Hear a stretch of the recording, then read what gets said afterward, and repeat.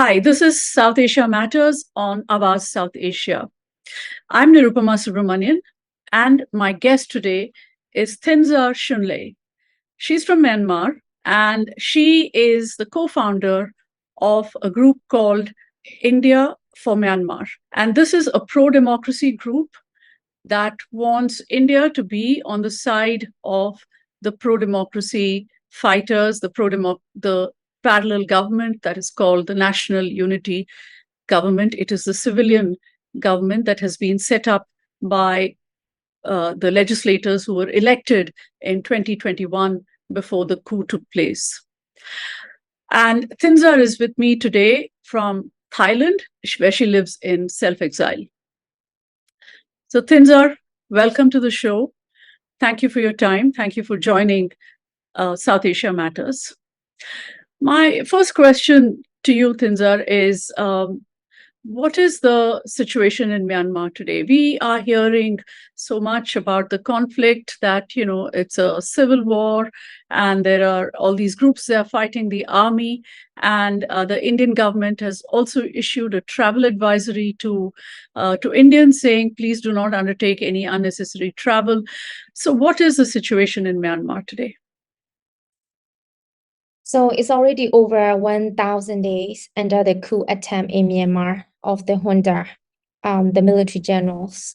So we still see what's happening in Myanmar, still an attempt by the military generals to rule the nation. And this is how people of Myanmar, including different ethnic minorities and different population, including women, young people, they are all rising up together against the coup attempt by the junta. So meaning even it's after 1,000 days, the resistance is still going. And that is exactly why the coup plan is not yet completed.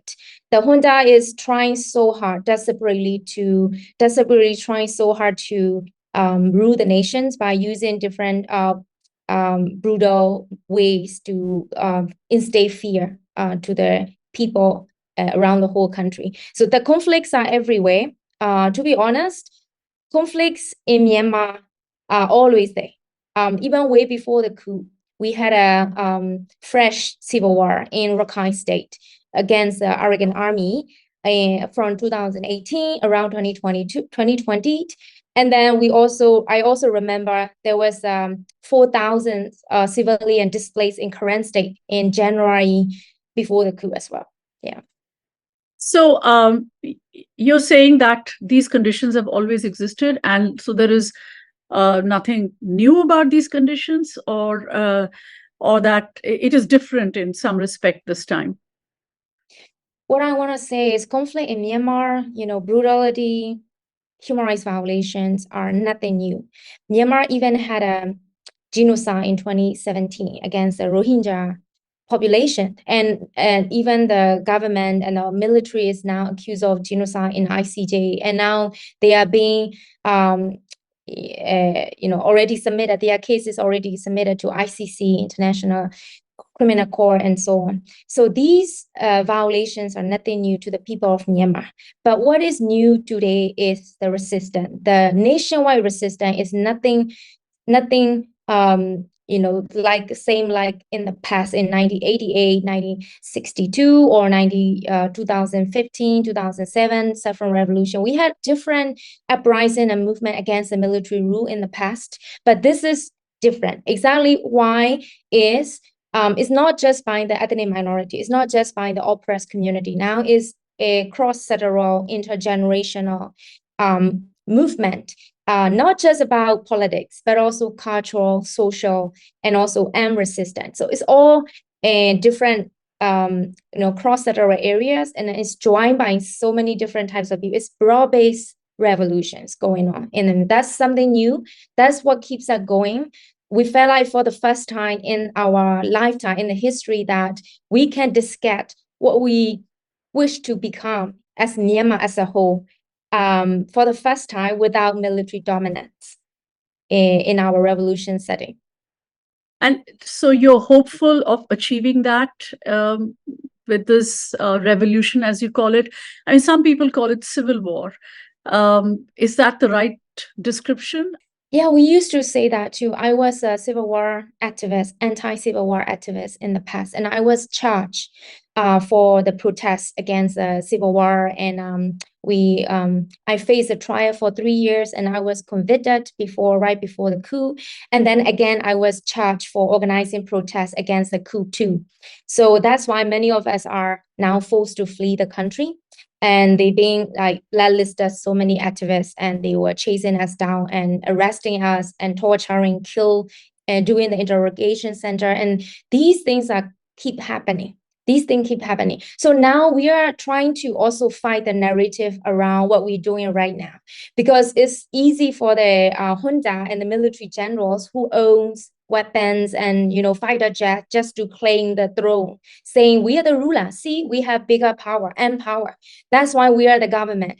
Call me government. So this is what they are doing. And now our generations and also our friends in solidarity with Myanmar and for democracy and human rights, we are combating this kind of narrative that just because you have bigger power doesn't make you a government or the legitimate leader of the nations. And this is why we are saying this is a revolution. This is a resistance of the military dictatorship once and for all. And it's not just about military dictatorship too. Dictatorships, there are so many forms of dictatorship in our society, including digital dictatorship. So our generation has so much to do.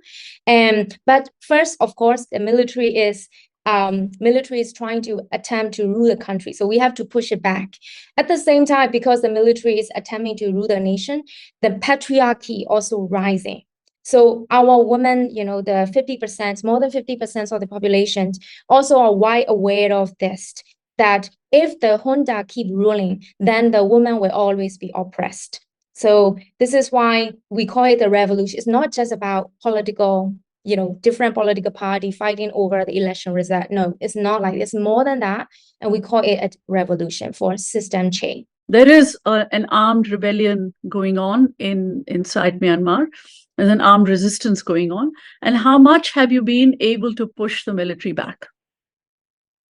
So what's happening right now in the country is it's not just happening right now. It was happening since the independent time in 1948. So the military is the same institution that is being fighting with the ethnic minority since a long time ago. That's why we call it in Myanmar, we have a world's longest civil war. And now the military has so many front lines. Before they were fighting with the ethnic minorities, like Christian and a Muslim minority. They were fighting against Kachin in the northern part and the southern part or Karen in the southern part. But now, after the coup, they are opening up so many front lines, like in the Burmese central area as well. Burmese, I'm also a Burmese. We are the majority of the nation, and most of the soldiers in the military are all Burmese too. And now they have to ban down their own villages because their military generals order them. So, for example, in Sagaing region is one of the biggest region close to the India borders, and the Sagaing region is the most targeted by the airstrike of the military generals and military, air force, as well as there's like more than 90,000 houses were burned down, the whole nation. And in the past 9 months, they have conducted more than 400 airstrikes that kill more than 400 civilians. So this is how the junta is now fighting its own recruit areas. No, they can no longer recruit more soldiers to fight for them. So that's why they're losing so many front line at the moment because of the Operation 1027 that was launched recently by the Northern Alliance Brotherhood, that the three ethnic armies, they came together, they did a coordinated attack, and they declare since this 27 November, they will have a nationwide attack, coordinated attack against the junta. So within 3 days, they make sure that they have seized so many townships in the northern Shan state. And now so far within a month, they have seized more than 9 townships in northern Shan state, and more than 400 soldiers, including 2 battalions, have already surrendered to the resistance forces. Now the whole nation's now campaigning to the soldiers and their family members to surrender and to join the people's forces, so that we have one less people to kill, or one less people that we have to kill, in a way that we can have a least bloodshed ending of this conflict, civil war in the country. So how much land does the military actually control, and how much do you control? What is your estimate of that? Since the independent time, the different ethnic revolutionary groups is trying to protect and prevent their own territory. So since that time, military cannot extend their administration. The military or their central government cannot extend their administration to these ethnic minorities area. And now these ethnic minorities are now stepping up to claim the territory more and more, only in their own region that they belong to. So they're not invading any other ethnic regions. They are just containing their own regions. So as far the different the politic analyst, and they were saying the military only now control 40% of the country, mainly the urban area, the big cities like Yangon, Mandalay, and neighbour. So they are losing more and more grounds in the rural area. And that's clearly we can see in the rural area, we have different revolutionary activities, like they organize football march, they organize different autonomous school, autonomous hospital. They even establish their own administration and court. And this is how the federal units on the ground are rising up. It's like coming together for the first time in our history, that our nation building was never completed after being colonized. So this is the first time, I must say, that we are experiencing the nation building process from our bare hand, and we wish the military generals to support this kind of initiative, but we see they are the main barrier for this kind of dream. For who we should become. So, but at least we are campaigning to the junta soldiers, the ground troopers, not to involve in their fight of the junta generals. So they can join us. So far, 14,000 soldiers already had defected. And the number is growing every day. So this is a military institution rejected not just by the civilian, but by their own soldiers and police too. Yeah. Right. You just said that they control the urban areas like Yangon, Naypyidaw, Mandalay. But these are also power centers. So until the pro-democracy forces can actually can actually drive the military away from these cities, these power centers. Naypyidaw is a capital, Yangon is another big center, political center. How can you actually hope to take over the country from the military? So there are two ways that we can do. In the revolutions, our revolution is not directed. The armed resistance is just one of the components. It's not the main strategy. The main strategy, but civil disobedience is the main strategy that we stay use. So there is so many activists and strike groups. They are protesting using so many nonviolent way to keep that resistance, to keep up the resistance, and to ensure we normalize the resistance in our daily life. At least we are kind of claiming our own power to define the orders from the junta administrator, junta generals, and so on. So this is one way we are trying to strengthen the civil disobedience movement inside the country to ensure that the political supremacy is there over the rising militarism in the country, right? So for that, one way to overcome, to conquer the urban area is to stop the countries that are actively supporting the junta. So if the country that are actively supporting the junta, for example, China, Russia, India, Thailand, and Singapore, if they stop supporting junta, if they stop importing weapons, funding, and legitimacy to these military junta, definitely the revolution will win sooner or later. Yeah. So that brings me to your specific group, which is called India for Myanmar. Why do you need to have a specific group like this? I mean, what does it do actually? What is your campaign? So India is our neighbor, and India is only democratic country that we share border with. But at the same time, we are reminded that, especially the young generations, we always look up to India, process, the federalism, the democracy, as well as how India is ensuring, as the biggest democracy in the world with so many diverse ethnic groups. There's so much to learn from India for us. But at the same time, we are reminded that our people in Myanmar, they don't really know what is going on in India. And they don't understand the Indian politics. At the same time, we are also told by Indian friends that the Indian population, they are really busy. They are already overwhelmed with their internal politics, but they don't know what is happening in Myanmar, neighboring country. Or we see there is a big gap between South Asia and Southeast Asia. So we like to bridge that gap. I think India will always be our neighbors, but the leadership may change because the new leaderships are always come from the younger population. I mean, the young generation, our generation. So at least our generations is leading the revolution. So we need to inform other generations and our neighbors to understand our side of story, why we are doing, because in the future, we have to deal with these younger leaders in the future. So that's why we like to raise awareness about the revolution, why we are doing what we are doing. And also we like to strengthen our friendship and solidarity among the people of different community, workers, student unions, farmer, women, civil society. So that's the main reason that we are here, as well as we like to report on what the governments are doing in our region, that our region democracy is decline, and this is the biggest alert to our generation. So this is one of the first thinking that we decided to form this kind of solidarity group. And it's not just by Burmese activists, it's also by Indian activists that are also joining in our movement and helping us, supporting us. Also, we distribute so many pamphlets that inform what is happening in Myanmar to 5 states. We have distributed more than 50,000 pamphlets in India states.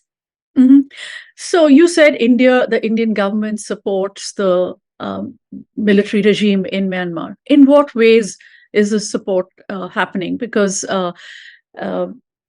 we don't see that much interaction between the Myanmar regime and the Indian government. Yes, there is some interaction, but it is not very clear to us what's happening.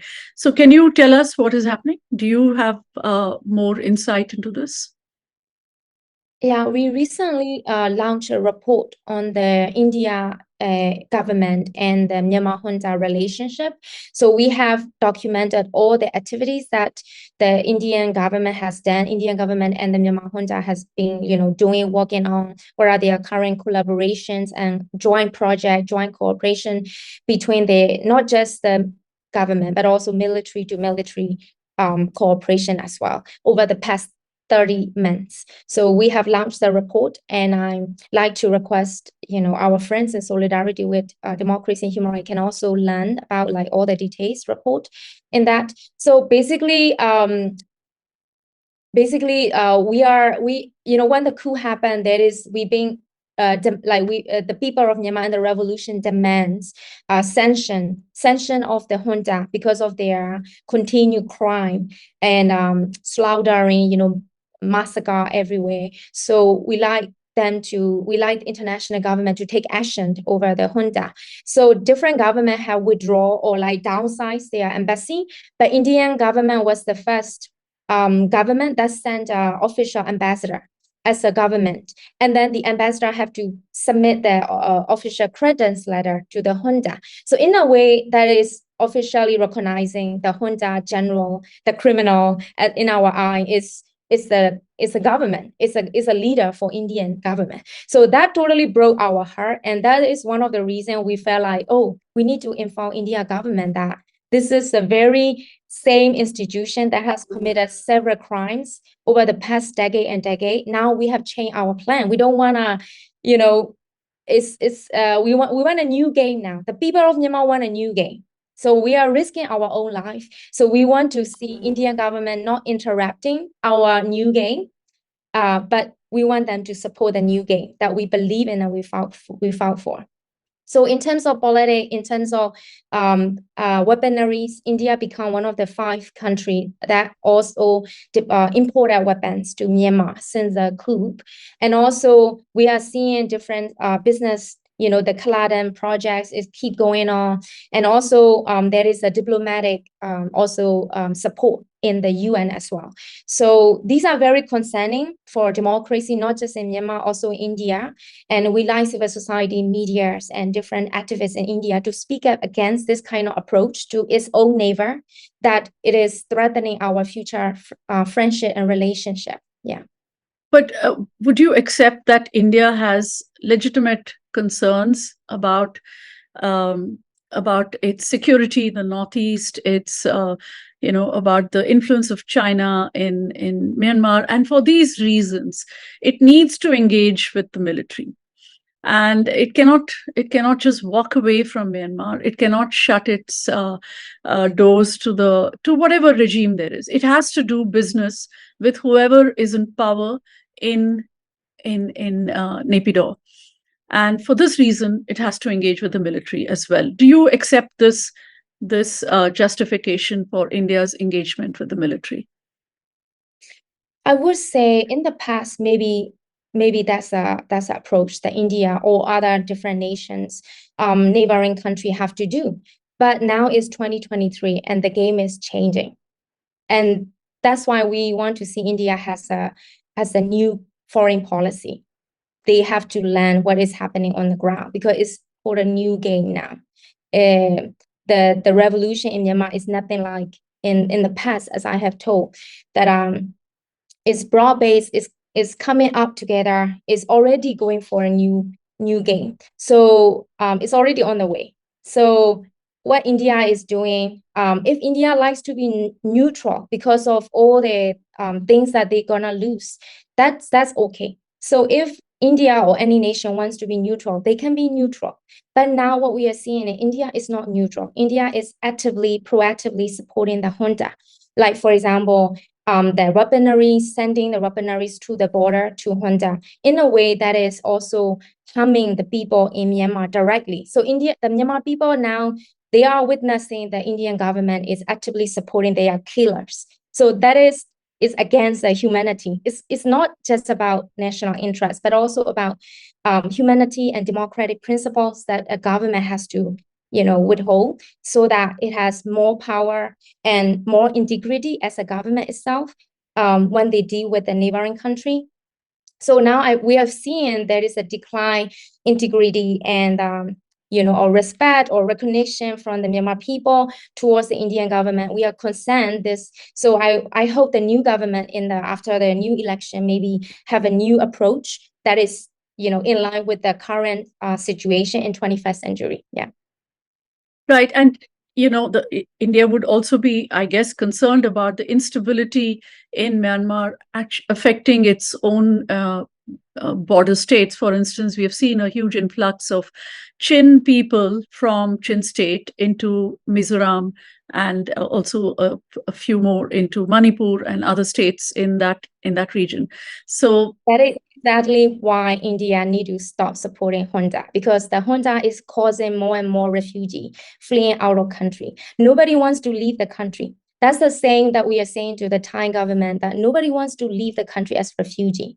But now the junta is the main problem in the country, and the India is supporting the junta, meaning India is welcoming all the refugees and all the instability in the country. And Myanmar was never stable in the past too. We had even had a genocide in the past.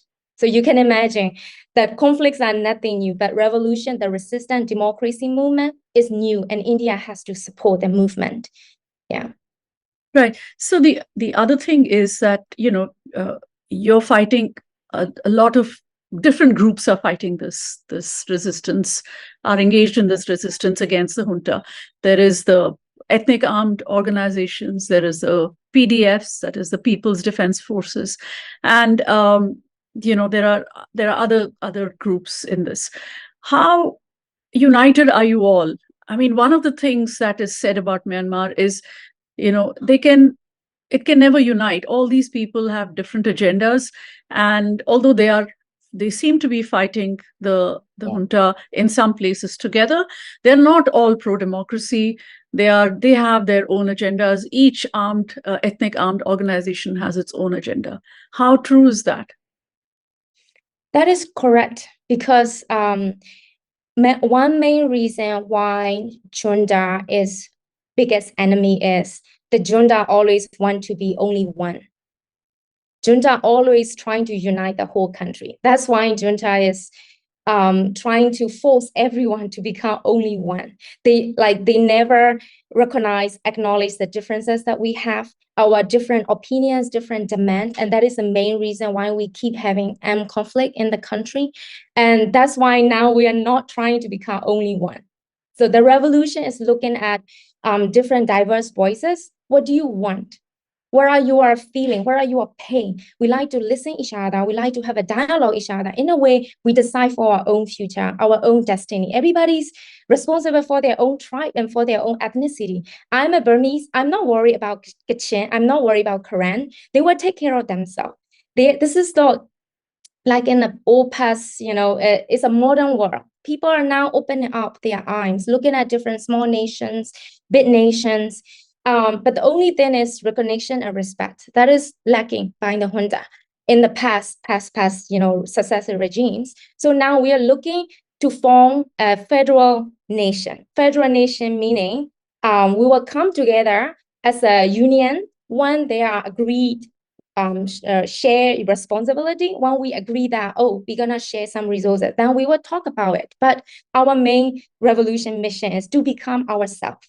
So we're not forcing anybody just to be one, just to be united, one voice. So they can do their own way. And this is how the resistance stay sustainable, because we're not just one person or one group that are fighting the junta. We are everywhere. We are doing our own work in our own way, different meaning. That seems so random to different nations, but trust us, this is how we build the nations that are being really, we have skipped this stuff for so many years. So this is how we will grow, mature, and we are already halfway through it. Yeah. So one of the mysteries about this resistance is, where are the resistance fighters getting their weapons from? Where is the money coming from? And this is something that is a question all the time since it began in 2021. So we have the same questions, because many young people who join the resistance forces, they have not heard of Ganshore in the past three years, but they just formed the new army. So things seem so much change now. And now we are learning, how come these weapons, how come the resistance forces being sustainable for the past 6 decades and so on? Basically, for example, big countries like China also supporting some resistance forces in the northern states. But most of the time, the people, resistance forces, they get the weapons from the military itself, because they surrender, and the resistance forces also see different camps. In a way, they get these weapons from the military soldiers. And some of the soldiers sell their own weapons to the resistance forces too. And of course, there are so many informal M trades, M setter, the trading of the M, or the drug, or the trafficking is always there, in a poor country like in Myanmar, is always there. So I think the resistance is now highly supported by, it's a homegrown resistance, because people make their own weapons. They have craft their weapon. I have seen this with my own eyes. They have made their own bullet and so on as well. And it's supported by different people in the diaspora community too.